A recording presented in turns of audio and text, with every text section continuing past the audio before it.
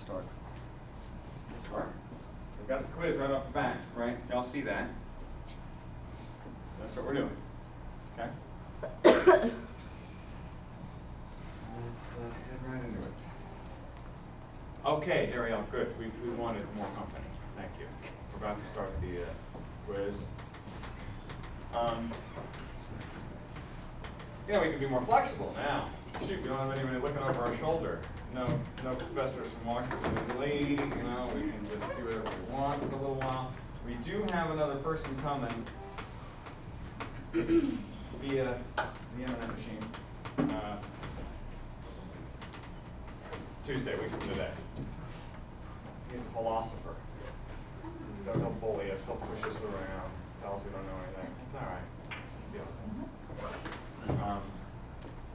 But that's on Tuesday. But today it's just us. Tomorrow, Thursday, it's just us. And a week from Thursday, we're going to have a special sort of thing, not a regular meeting. Okay. Not a regular meeting. Something I'll be posting. So, if there's something you always wanted to do this fall between 2:30 and 3:45 on Thursday, you could do that. Have a late lunch, have a longer nap than you usually do. Well done nap, I can tell. It's lost on you, those riches so far. Wait. Okay, ready? Ariel, you ready? I'm just mapping for time. All right, here we go. Question number 1. David Dutton's TED Talk featured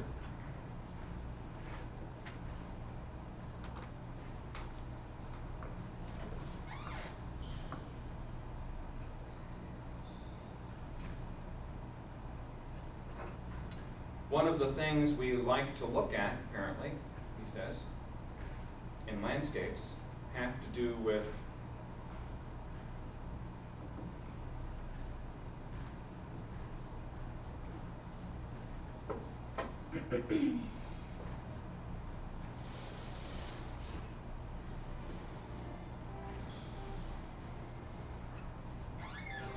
in the article we read mostly about how aesthetic appeal is related to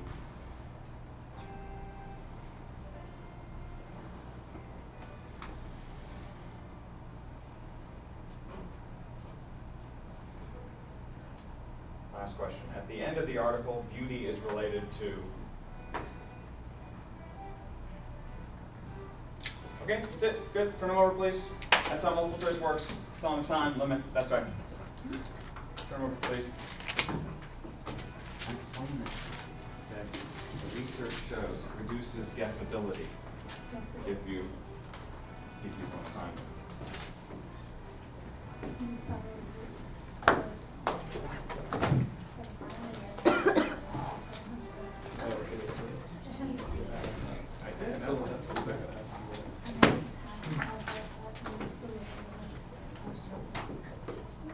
Okay.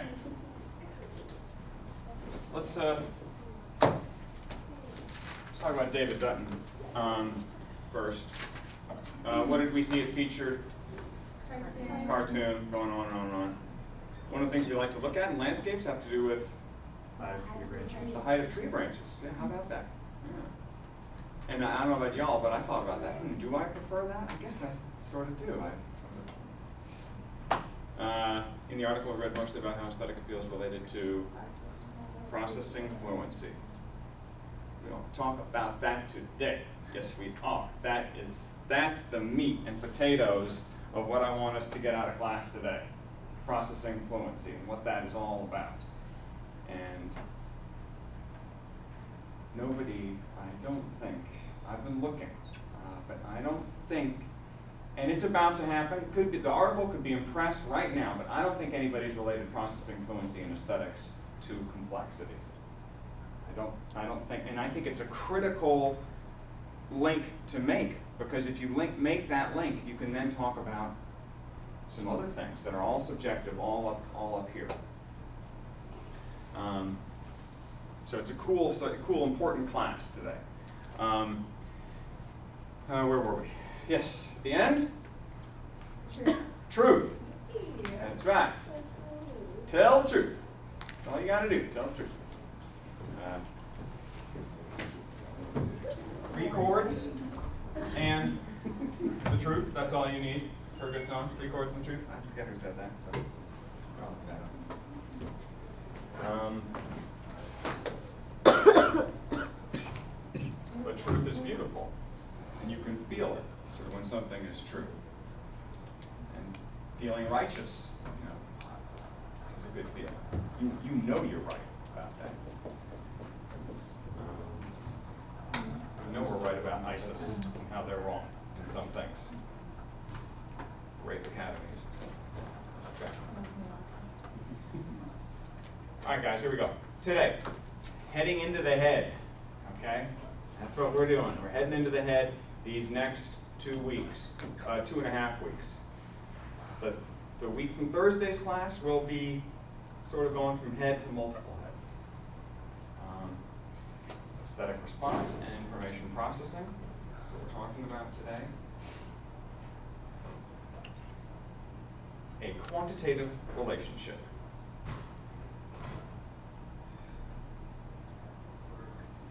It is a quantitative relationship.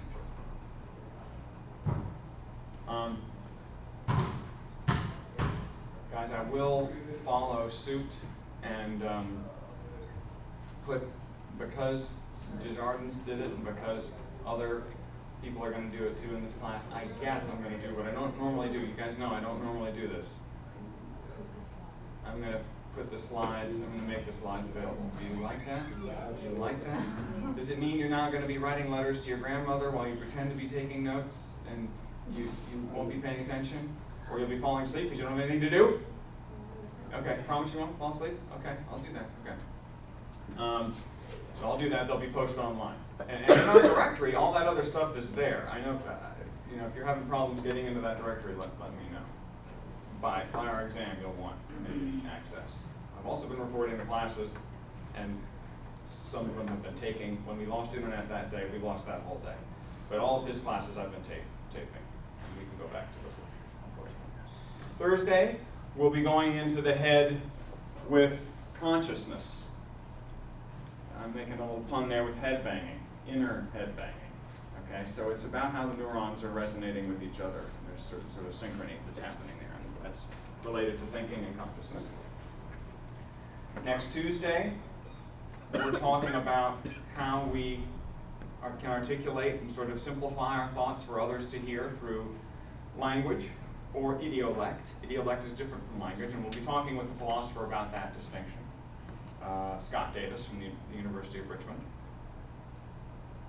And then Thursday, we'll be talking about the media and sort of media of communication writ large, and sort of how we develop community structures through, the internet, TV, radio, or stories, or epic poems, or dances around a campfire that tell a certain story that unites us and gets us all on the same page. And then we move into society from there, and culture, and that's on the syllabus that you've got. Okay. So, why does Dutton say our sense of beauty has evolved? Why do we have a sense of beauty?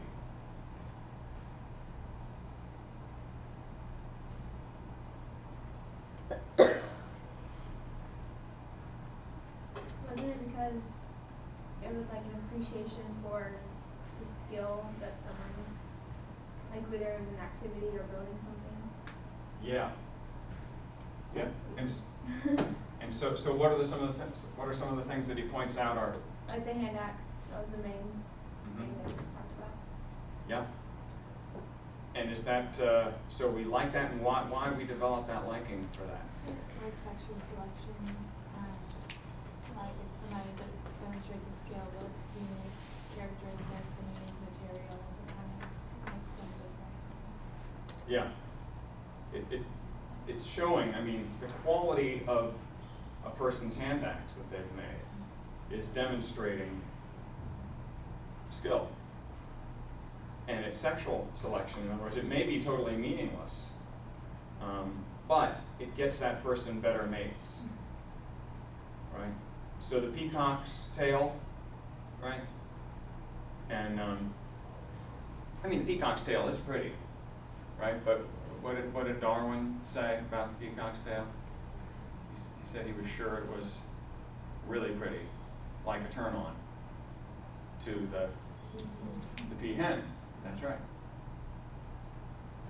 We've talked about this with this kind of thing when we talked about socialization and intro sociology. We talked about foot binding. Remember foot binding? The pictures of that, not of the bare foot, but, and we all sort of agreed, right? I mean, those would be attractive feet to that culture, to men in that culture, and women too, because they recognize that competence. You guys think of other examples of competency, skill that we sort of recognize? That takes a lot of skill, and yeah, I acknowledge, and that's attractive, therefore, I guess, because it takes skill. Musical ability. Yeah, musical ability. Any kind of artistic ability. Any kind of artistic ability. Interestingly, and this is where I think there's a hole in Dutton's argument, an evolutionary argument, an even evolutionary psychology argument that bases it too quickly in something, I think. I think you can base it in something more general, like information fluency, processing fluency, like that's where we're going, but not in terms of specific things. Because there are skillful things that people do that we don't especially find attractive. Did it take skill to make these desks and these chairs, to make them? Probably, sure, right? I can't make those things, right? To make anything in here, right? But they're not necessarily beautiful. To make a street, to make the Hoover Dam, wow, it's a really, huge structure. Is it beautiful because it took a lot of skill in making it? Well, I'm not so sure about that. But yeah, he is saying, if it takes skill, we would recognize it and we would grow to appreciate it. Now, generally speaking, what he's probably getting to is, what at least his argument is in line with, if you're good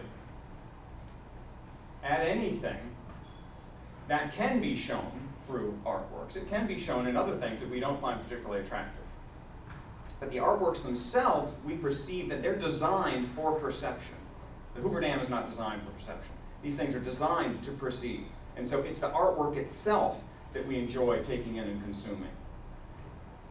The reason we enjoy taking in and consuming is partly because of fitness, environmental fitness, natural selection, and sexual selection, but it's also partly because we ourselves enjoy finding order.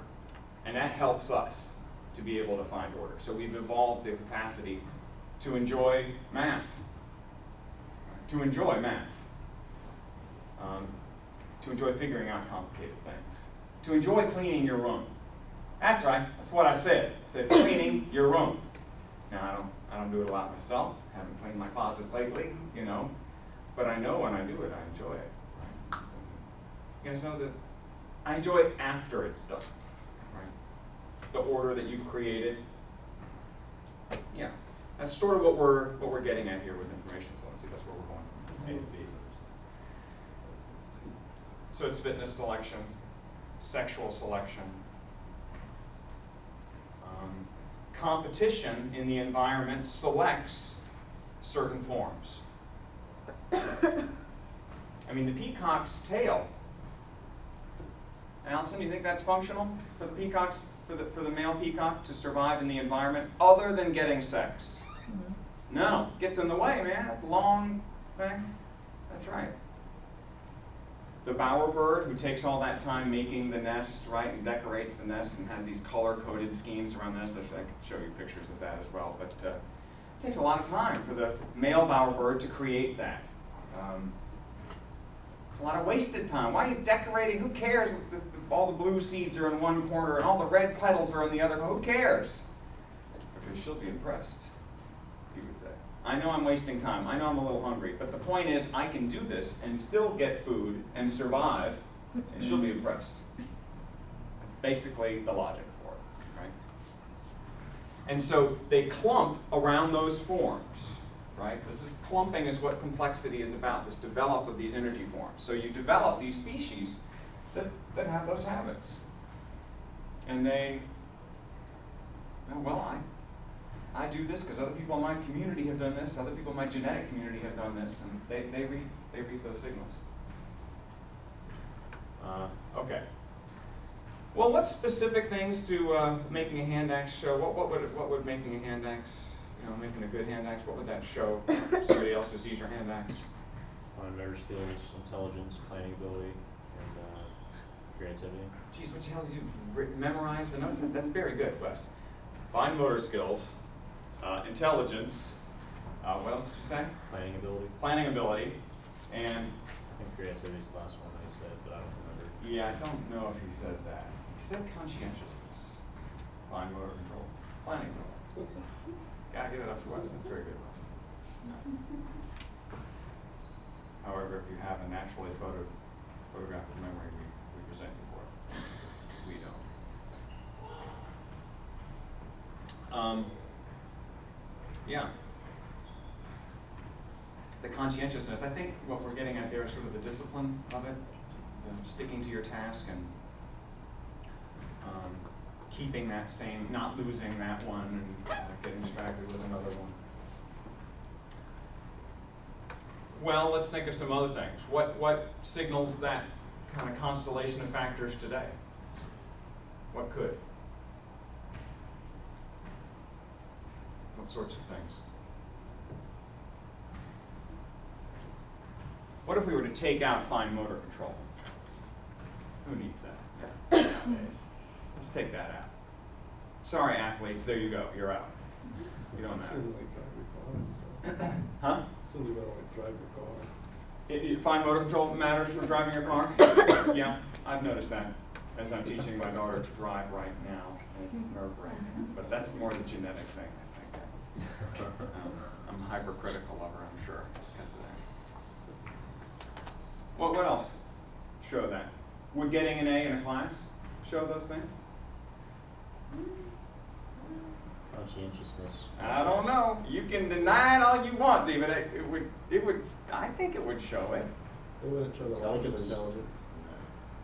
It would what? It wouldn't show the lack of intelligence if you got an A with us. So you might get an A without being intelligent. No, Yeah, Yes. that's what I'm saying. That's possible. That's certainly possible. Yeah. Conscientiousness and planning ability would be the two. Yeah, right. 90% of life is showing up, that kind of thing. 90% of life is disciplined, taking care of the little things, right? Not being a brilliant person or anything like that. Yeah. Adequately intelligent, it might show, right? Not a measure of brilliance is getting an A, right? But adequately intelligent to do most things, I would think. Yeah? What else? Would having a nice car? Having a nice phone. Let's go with having a nice phone. I used to be embarrassed about my phone. And now I'm part of the iPhone club, but it's quickly going to get dated, right? It's only a 5, that kind of thing. But yeah, I used to be embarrassed because what might it show if you have an outdated phone? And worst case scenario. Lack of income. What else could it show? You're operating outside of social norms. Yeah. Right. And you apparently either, what would that show? You're a negative quality? I don't think so. Right, Wes, right. But if I were to consistently, operate outside the social norms, what would you guys think about me? The way I dress and the way I talk and things I talk about and just sort of weirdness all the time coming from Demerath. Might not feel comfortable around you. Yeah, you might not feel that comfortable around me, right? I'm not very predictable with someone, and you wouldn't think that I have many friends or associates either. And that means I'm more vulnerable if I have less social contacts, right? Less social capital. So not using social norms, not sort of being comfortable and facile and good with social norms, good with your hair, right? Good with your makeup, good with your clothes, good with getting the right phone, or just a phone, for God's sakes, right? Something like that. Means that you might not be integrated into any sort of community very comfortably. And therefore, I might not be that good to you.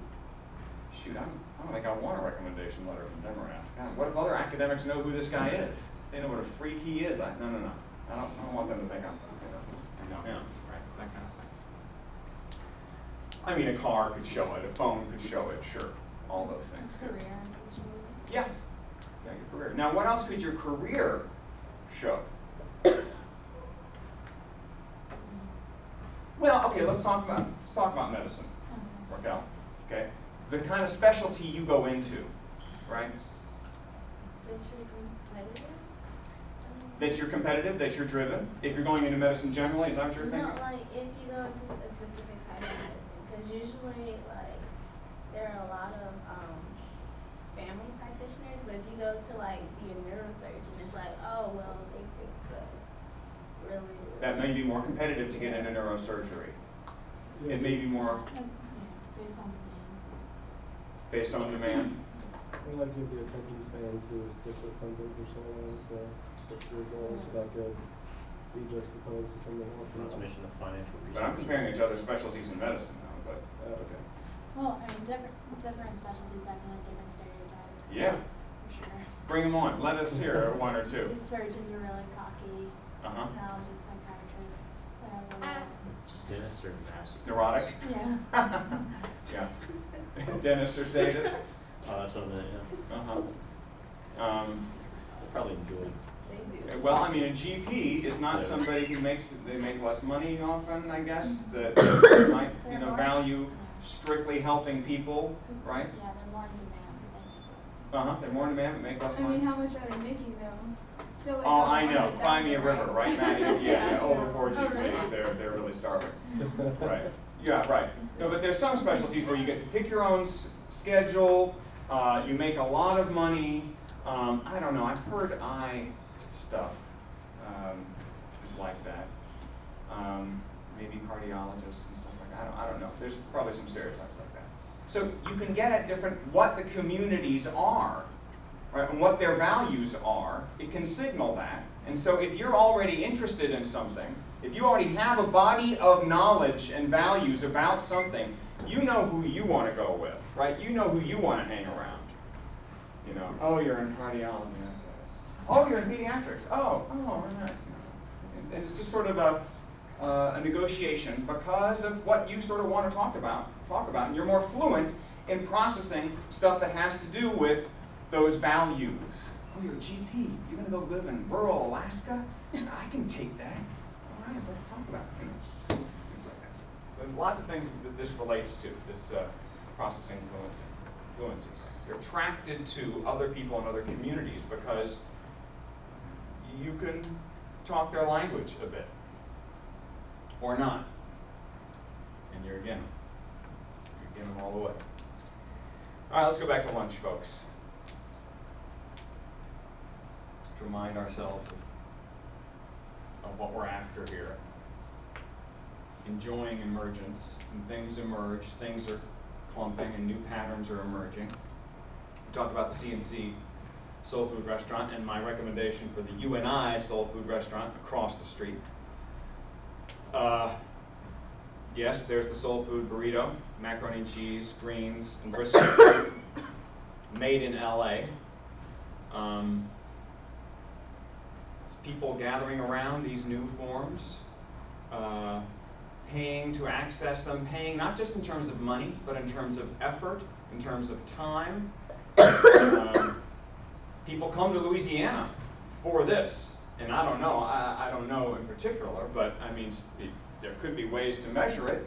Shreveport might be a soul food capital of the world. Maybe the soul food capital of the world for soul food restaurants that are sort of authentic and sort of endemic in the neighborhood. And that they're later referenced. As you're later referencing soul food in the chic LA burrito, soul food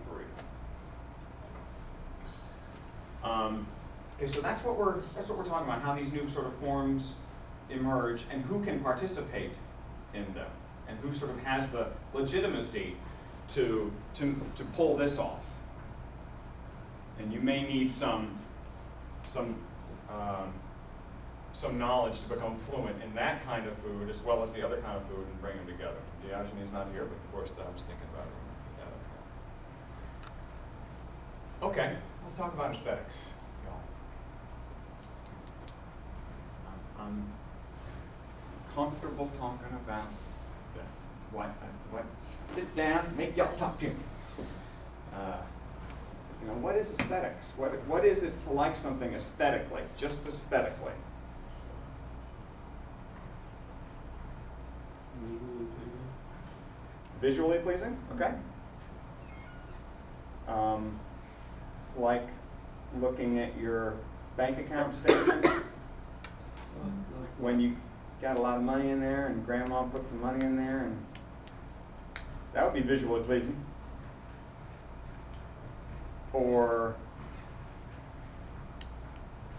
that's not what we mean, is it? Right. So what do we mean?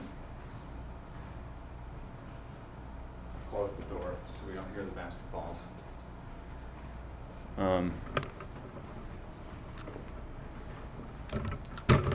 Aesthetically.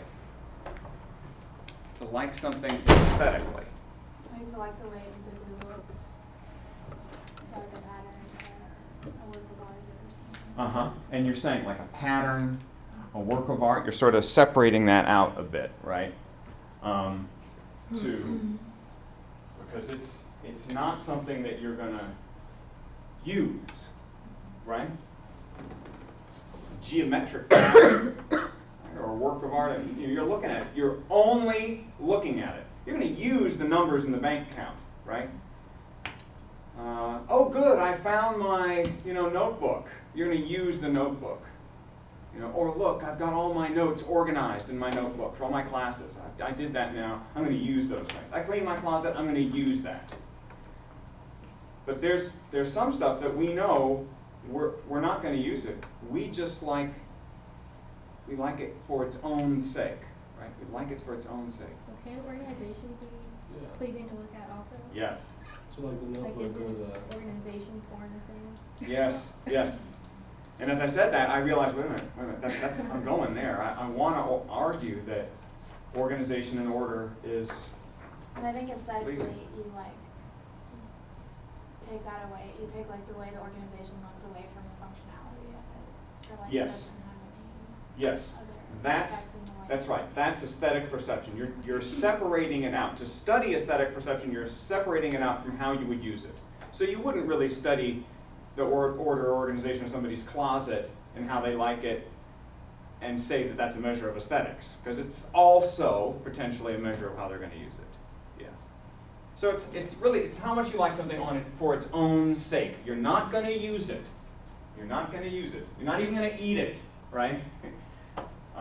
You're consuming it just by sort of processing it visually, auditorily, right? Music, for its own sake, okay? Not for what it can give us. Not for what it can give us. Or another way of looking at it, for its perception. You're taking it in. You're understanding it. So is that to say, so if you had very nice, neat, organized notes, you could still say that's aesthetically pleasing though, and it would make sense. Yeah, you could still say it was aesthetically pleasing, and it would make sense. But then you'd just be looking at it as what it looks like, not what it means. So you're still separating the two. Yeah. And you can appreciate something for what it gives you, but you can also appreciate something for the way it fits together. If it's going to give you something later, or if it's not going to give you something later, you still appreciate it for how it looks. Like we watch House Hunters International or one of these, the Property Brothers or something like that on HGTV, and they're constantly showing you these nice transformations of spaces that have been organized. We're not going to use those spaces, right? But we can see how they would be functional, they would be nice, and they push our buttons in terms of granite countertops and stuff like that. It's not for its instrumental use. It's not instrumental. An example, what we've got example. So what we like aesthetically, right? It can be food and how the food is, well, presented. You guys ever read through like a really nice sort of gourmet menu, and you've seen what the dishes are, and they mention this drizzled in that, coated in that, right? And the way they describe the food, the way they present it to you, it's got a real aesthetic value. There's a little more aesthetic picture of a burrito, by the way. I don't know. I guess that looks pretty nice too. But I wanted to give you some different variations of plating. I didn't get that far about how they plate food. Right? We value. I didn't. I hit the right. I know who that is. He's Canadian. He's Jewish. Oh, it's Drake. Yeah. Okay. I like how he thinks he's cool. Like, bro, you're starting on the grass. So get over yourself. Hey, he's cool. Drake's cool, isn't he? I don't know. We would value seeing him, especially people that are real fans of Drake, right? Big fans. Paintings.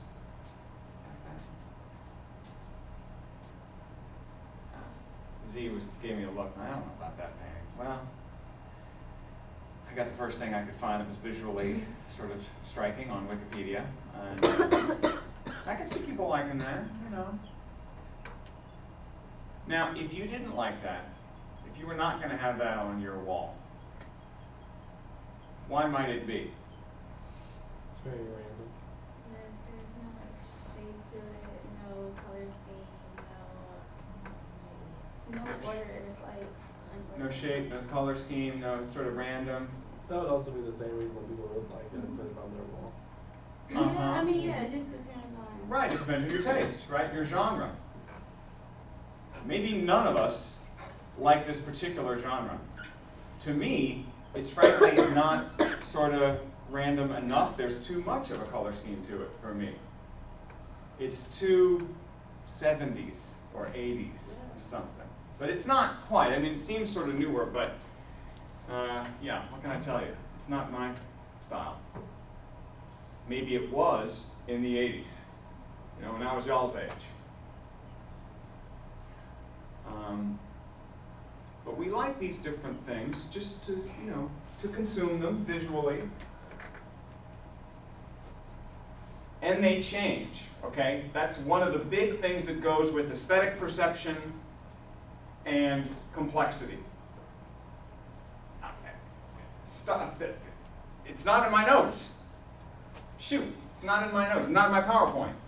It's all over the stuff that I published on this. I started in 1993 publishing on this kind of stuff. But novelty, you need novelty, but as soon as you assume, as soon as you understand it, you get bored. And your tastes are always changing. And this is coming from a guy who eats the same friggin' thing for lunch like almost every day. I mean, I'm a little bit in a rut kind of guy. But that said, you all know it's true. After you hear the joke, you don't want to hear it right away again.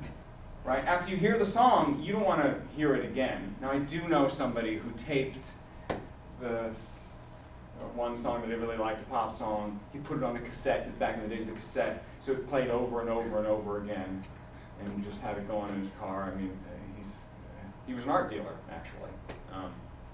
Whatever. So there are exceptions. But in general, tastes change and sort of energy fades, and I'm going like this. I'm making this motion because it's like the energy dissipating from a system. It really is like that. So what's hot now is not going to be hot later. You can count on that. In the art world, in the music world, oh, Drake is great now. You guys will look back at Drake. You'll listen to him 20 years from now. I go back to Salt and Peppa and Young MC and stuff like that, and I'm like, oh, it's not quite as sort of raw and stuff as I thought it was. Yeah, I thought that was badass stuff. It's not really that badass anymore, you know? I mean, I don't know what it is, but so stuff changes. You need that sort of fresh perspective. Yeah, Well, no. I mean, I get that, wouldn't that contradict like kind of what the video was saying about how things kind of stay the same over time? Yes, that does contradict what Dutton is saying. That's right. And that's why Dutton is a little bit wrong on this. He's a little bit too, he's too quick to say, we like all these little things, right? He's more of an objectivist, right? You saw in the article, they're saying there's objectivists who believe it's in the thing, right? And there's subjective social constructivists who say it's all about whatever you believe it is. It can be a pile of crap, and you can believe it's beautiful, right? And then there's those in between who are saying it's the relationship between the two. It's the relationship between the two. And I suppose, I had no intention of going this way, but I mean, I suppose a pile of crap could be somehow, right, in the right framework. Oh, that did it. At the end of the movie, when you open the door and you see the horse manure right there, you know, and click, click, click, click, and it's, I guess, but that's not quite the same thing. But anyway, it's about the relationship between the two. And so, and Dutton is right about saying we've evolved this capacity to enjoy knowing a little bit more. What's over on that other side of the In building? neuro, we studied a lot about beauty, not a lot, but like a decent amount about beauty, and it was basically the objectivist view, like Yeah. when the humans are conditioned to think that like straight edges, patterns, continuity, fluidity are like Right. beautiful, and so the things that have more of those in them are considered more beautiful. Right. Where it gets interesting is where you go to infants, and for example, or cross cultures, right, where it's not the culture conditioning you. And an infant is not concerned that, they're not, in mating behavior yet. They're not trying to, like a peacock, trying to do something impressive. And they're not realizing how impressive it is to do what has been done. But they like that anyway. So what is it about that? It's often the order, that they're able to perceive order. They're able to perceive layers. And that's pleasant, to perceive that complexity. This complexity sort of, I guess condition was the wrong word, and more programmed. Not like you learn it, but like humans are programmed to like straight edges, continuity, fluidity. yeah. Yeah, it's just. But I mean, I guess I'm hedging my bets before we sort of commit to that. What they really are programmed to do is to like quick processing, like, oh, that's beautiful, because look at the edges, look at the contours, look at the clarity, right? I mean, you can see how bright those colors are. If you're looking for bright colors and swoopy designs and stuff like that, yeah, you'll like that. That's exactly what I'm after, right? Okay. Or the sense of making sense. The sensation of making sense of something. Okay, so let me explain what that picture is. Okay, this is one of your classmates. She's a freshman. She was in Paris with me and Brandel in a class over there. All first years went over to Paris again this past August, and we took them to the Tokyo Contemporary Art Center. This is an art exhibit right here. They're in a boat.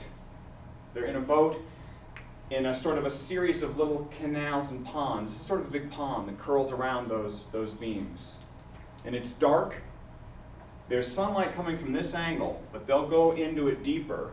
You can walk around. If you don't want to participate in the art exhibit, you can walk around, and there are these boats floating around you, and people are sort of poling, it looks like, through them, or paddling through them. On the other side, as you walk through this, on the other side, is another pond. It looks like, you're not sure, and you look down, there's nobody there, but it looks like it's sort of shimmering. It may be water, it may not be water. You're sort of nervous about touching it, and it's sort of hazy in the background, as if maybe it's the future. Looking this way where people are, you see them getting into the boat, and you see as they're given, if you stick around long enough, you see as people are getting into the boats, one person is given a paddle. At least you think it's a paddle. Then you notice not everybody's given the same thing to propel themselves through the water. Some people are given just a pole, other people are given a pole with a tennis ball on the bottom, other people are given paddles, and I think there's a third thing or a fourth thing that people were given. For me, I was trying to piece it together and what it meant. It was a little bit like being born with different opportunities and different resources. And the people that are in your boat with you might complain, hey, why aren't you keeping up with them? They're getting away. Well, I don't have the same, and not, being judged for that, not understanding that. And our understanding, in retrospect, we can see, in hindsight, we can see what's going on, right? In the past, we can see how we discriminated, for example. In the future, we don't know what it's going to be like. Who knows? Maybe that's something about what the artwork is like. But the sense of figuring out stuff is what's fun about contemporary art and about art in general. Even, you can go to sort of classic old stuff and have that same sense. Why is the Mona Lisa particularly appealing? Here's another one. This is a poster by John Giorno, who actually he did a lot of sort of cutting edge stuff back in the 60s.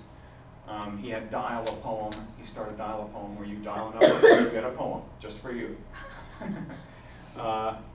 He has these different posters that are very minimalist, but say a lot. I mean, a lot about what life is, what maybe we all have to do to go on about. I mean, of course life is a killer. I mean, to have something live, it's gotta die,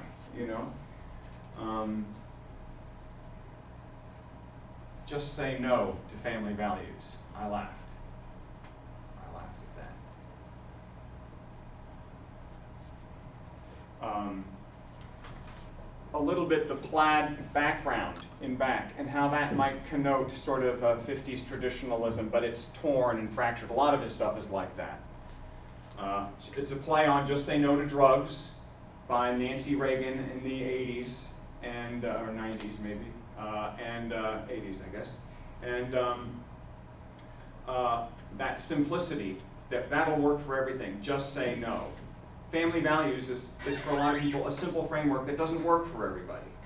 And just saying no to them is sort of using it back on what's been imposed on people of different sexual orientations or just different career paths, women who want to be successful and don't necessarily want to have families in the traditional timing or the traditional sense or at all.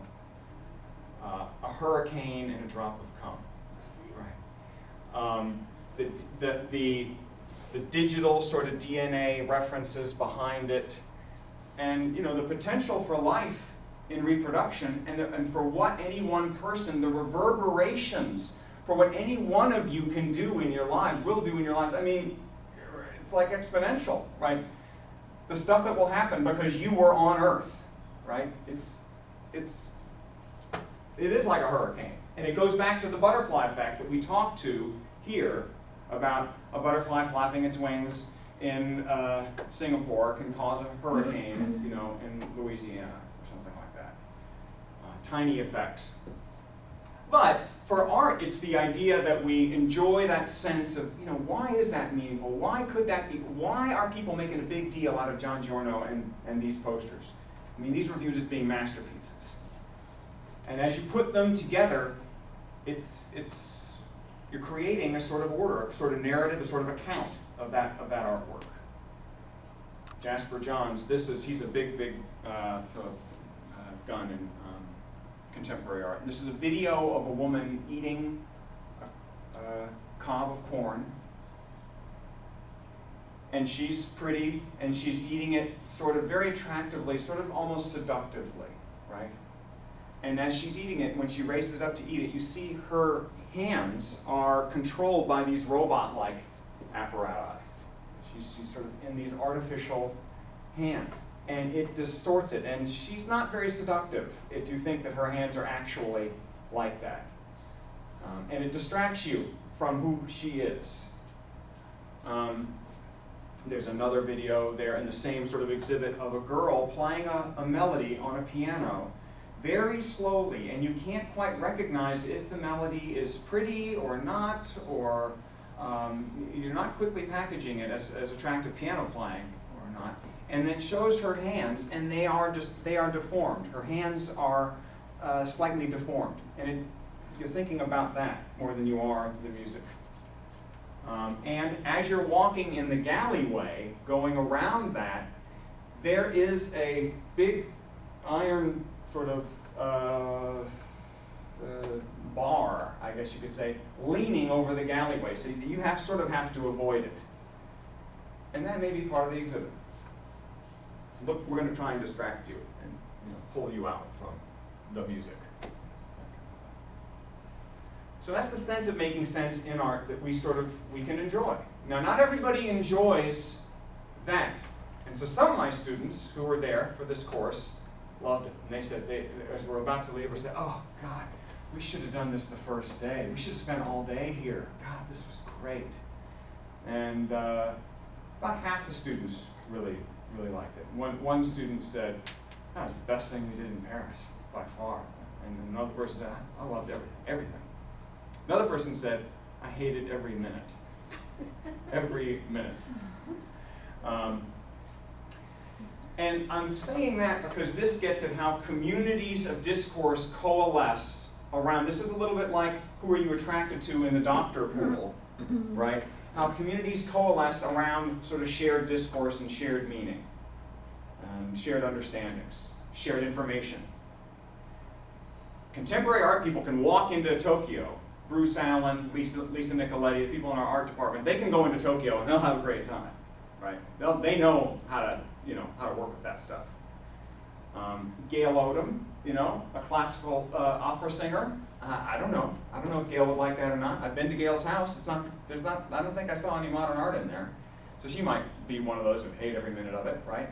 It's just a question of sort of, can you process that stuff? It's saying something. Don't ever say, those people are idiots. And they're not idiots, right? Because they've developed a community of discourse and so on that is very active, and they value it. It's just that we don't all get it. We can't all get everything, right?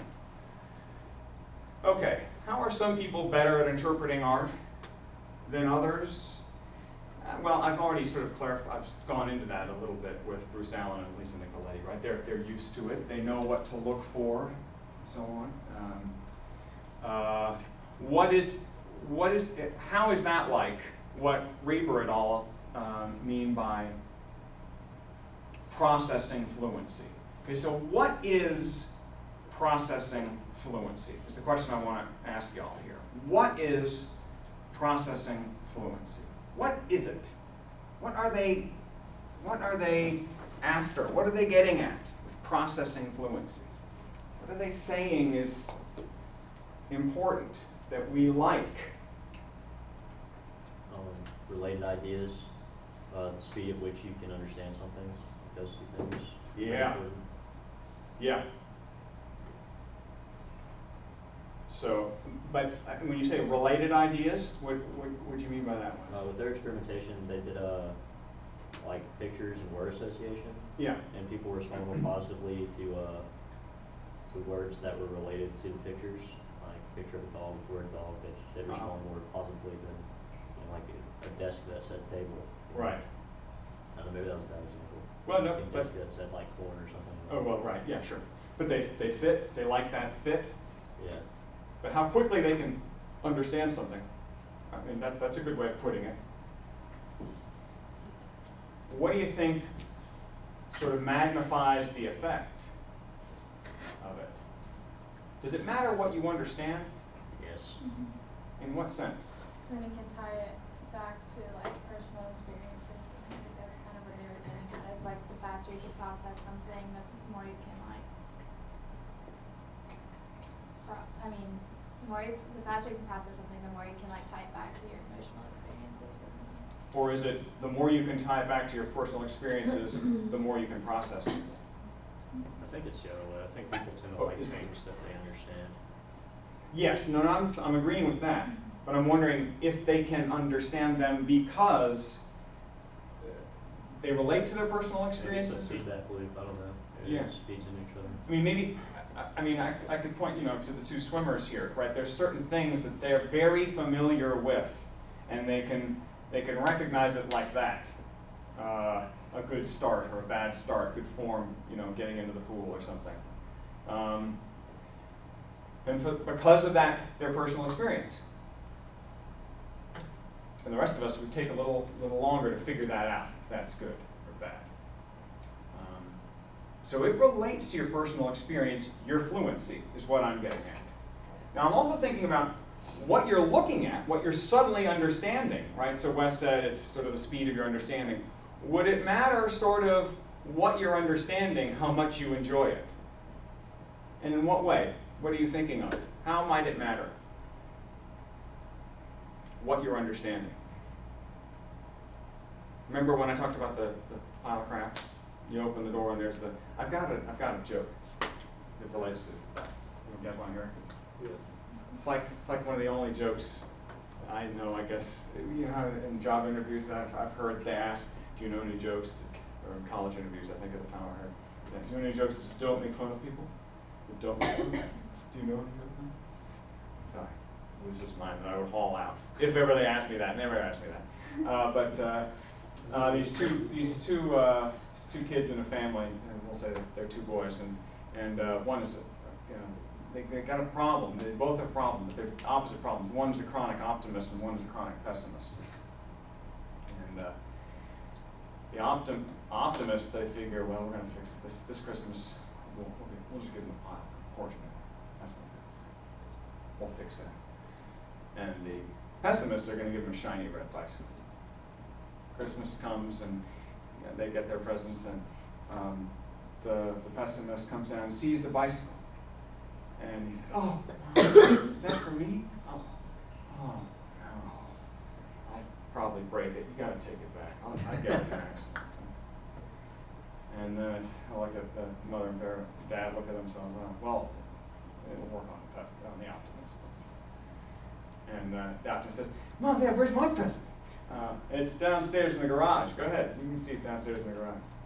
Runs downstairs, goes to the garage, opens the door, and they follow him. They go downstairs and they go into the garage, and he's digging into the horse. And he says, "Mom, Dad, grab shovels, quick! There's a horse in here somewhere." So, a pile of crap with the right interpretation can be that lever for that, that linchpin for, aesthetically appealing understanding. And so it might matter, so that's a long-winded way of getting there, I know, but I guess I wanted to tell you. It might matter what you're understanding. If it's helping you relate to a lot of your experience, it's not just anybody's start that you're watching, right? It's your start that you taped last night at the practice. And this is before the big meet. And I don't know, if you see something that you could fix, that would be, okay, great, that's what I can fix. Yes, all right. And it helped your understanding, you're looking for that pattern, you're processing that information very quickly, as opposed to not understanding it, and frustrated, and you can't tell what the coach is talking about, etc.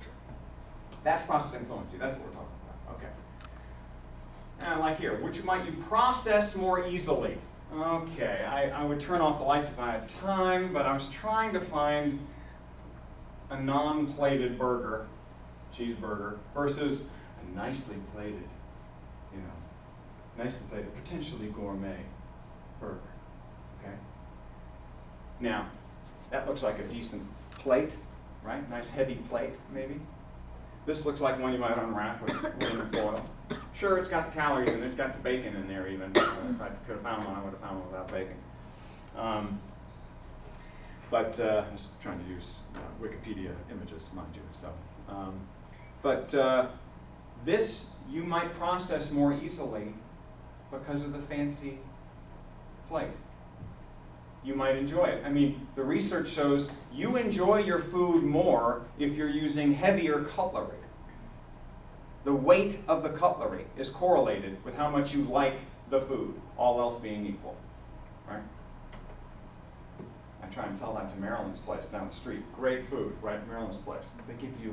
They even give you nice plates. They give you plastic knives and forks.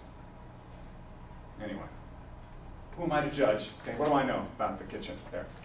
But yeah, it could help you process it more easily if there are other things that you associate with good food, right? If it's all related to good food, oh, white tablecloths, oh, good service, oh, oh, this is going to be good food. I'm going to process this easily. I'm going to enjoy this, right?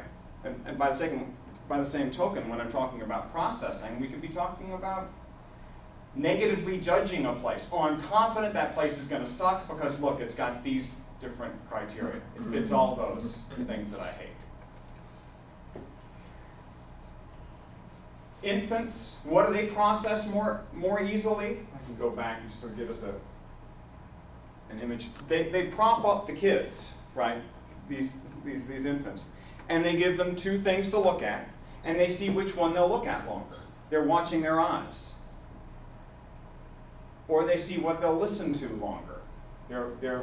They can track, I guess, what they're listening to and how they're getting distracted or not. And infants enjoy ordered figures more than unordered figures, more disordered figures. Sort of makes sense, I guess. They enjoy, would you be surprised? I told my dad this. He was like, oh, we already knew that. You know. Dad, they got to do the research first. Okay, don't you tell me that. They enjoy harmony more than cacophony. I could give you guys an example, right, of dissonance, right? But if I sing a note like this, and somebody goes, eh, or somebody goes, I sing a note like this, eh, and we sing those two notes at the same time, it's like, it wouldn't be as pleasant as the third or the fifth. That's order. It's mathematical order. If you take a string, right, a guitar string or a piano string, and you pull it taut, it doesn't matter what length it is, okay? I can pull it taut at this length, this length. I can pull it tight a certain amount or more, less. Okay, I'm making a note, right? I pinch it exactly in the center, that string. I pinch it in the center. And I pluck this one, I pluck that one. They're an octave above the one that's not pinched. They're exactly 8 steps above. I didn't know this till Ross Smith, piano teacher, told me this. You pinch that in half, it's a fifth. You pinch that in half, it's a third, and there you've got a chord. I got the first note, and more or less makes a chord. You know, we enjoy chords. It's a major key chord. It's order. We can feel order. And you can feel the order of that abstract painting that we had and stuff like that, the colors going together, the shading from the green to the yellow and so on. And we make order, we make associations of order when we associate the heavier plate with the better burger. Okay, processing fluency is about speed. It's about the ease of it. How easy is it to do? And efficiency. I think that's important. The heck with what Desjardins says in terms of him shaming me every time I brought up efficiency. In terms of not wasting as much energy, right? You like things that you can efficiently perceive. But you have to be perceiving something new. There has to be something novel there, or else it's a dull bore. Right? So the more gain you get, the better. Why might it be perceived as good? Well, we read about this in the article, right? It might be familiar, right? And that could indicate that it's safe to be around if it's familiar. Oh, I know how to deal with this. It uses less energy to perceive it. So if I take, Nicoletti and Allen, they can say, oh, we're down with any art. Oh, we know all sorts of art. Oh, yeah, we can process any art. Huh. Well, I wonder if I could take it to some, art museum or something that deals with art that they didn't expect, and what they're like, what they're used to processing. And it requires more energy for them to make sense of it. Actually, I don't think that's true. I think in the art world, I'm sure they're quite on sure ground. What causes fluency? Let's note these. Wes noted these, some of these earlier, and which would then also result in positive evaluations. So causes of fluency also correlated with preference. Just the mere exposure to it. So this is called the mere exposure effect. Just being exposed to something. If you saw a picture of a chair looking like this, interspersed with other things, and then you were asked to compare how much you like that chair versus another chair that you've never seen before, odds are, on average, that chair would get a better rating. It's more familiar. Learning about the logic or sequence of things, how something works. You guys ever learned sort of a new kind of music or something like that? And you didn't think you'd like that music, but you got to know it and you sort of grew to like it. I've done that with different kinds of music on occasion. Matched contours or words, as Wes was talking about, when they match, when they seem to fit together, it's easier to process them. It makes more sense that they're going together, and we like them better. And they find that these relate to alternative preference measures, right? So it's not just people saying this because they think they should be saying this, but even when they're not saying anything, and you're watching their face very closely, and you can see their smiling muscles are going, or their frowning muscles are going, and in accordance with the same sort of patterns. When they're alerted to the bias, that they might be biased by their feelings, they find that it is actually the feelings that the effect goes away, and that so it must be the feelings, not the processing itself. And even EMG studies that back it up, that show, yeah, there's a bump up in terms of positive feelings with regard to information fluency. Okay, how would features of the stimulus increase fluency? Now, this is really interesting to me. I think when you take that basic pattern of information fluency, or processing fluency, right, so speed of processing, and you apply it to all sorts of different domains of perception, like storytelling, in theater, or BuzzFeed. I threw in BuzzFeed because in the theater it was fuddy-duddy, and what's more contemporary? Writing. Is organized writing easier to read? Okay. Yes, it's easier to read. You guys wait till you grade papers. You wait, right? You're going to love those papers that are well written. You're like, oh, yeah, oh, it's like butter. Oh, God, it just go, baby. Oh, I can read that. Oh, that thing goes down like chocolate milkshake that's sort of melted, it's not very digestible, is what I'm saying. Digestible. Theater, what makes the story more sort of digestible? Dimming the lights in the house, makeup, props, good props maybe, everybody being quiet, sort of acknowledging that now the story's going to start or something. Just mean like immersion. Yeah, being able to immerse yourself in it. That's right. Helps with that processing. Being able to focus it, being able to concentrate on it. That's right.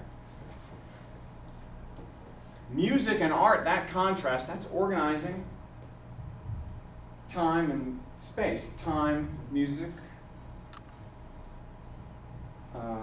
art with space. I think I've got that in the next slide. Well, not the next slide. Oh, yeah. Ordering things is pleasurable. Okay, check it out, y'all. When I first went down there into the catacombs, did you go to the catacombs? Yeah, it was amazing. Golly day. Underneath Paris, you go down. Did you go see? Yeah? I mean, when you first go down there, I mean, and you go into this tunnel, and you're way down below Paris, and you look at it, whoa! All these bones. Now, at first, I'm thinking, oh my God, this is horrible. Jesus, this is horrible. And then I realized, oh, no, these are just people that died of natural causes. It's just they're digging up people from the cemeteries and putting them down there. It's not anything. It's not the Holocaust. It's not the killing fields in Cambodia. There are people, by the way, living in this city right now who survived Pol Pot in Cambodia. In fact, you know that donut shop down the way?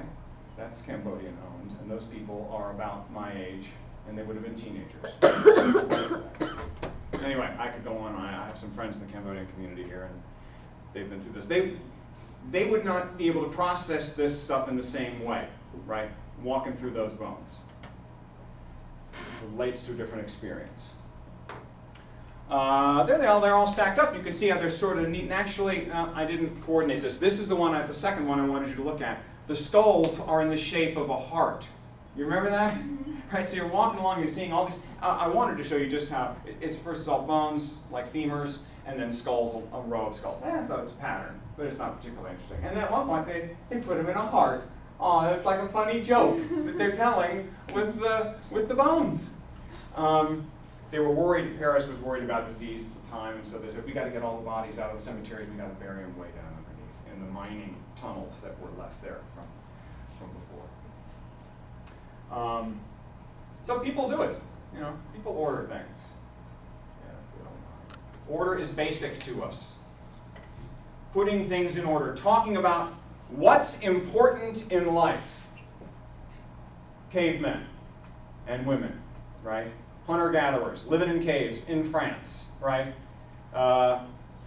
Drawing the buffaloes and things that are important to them.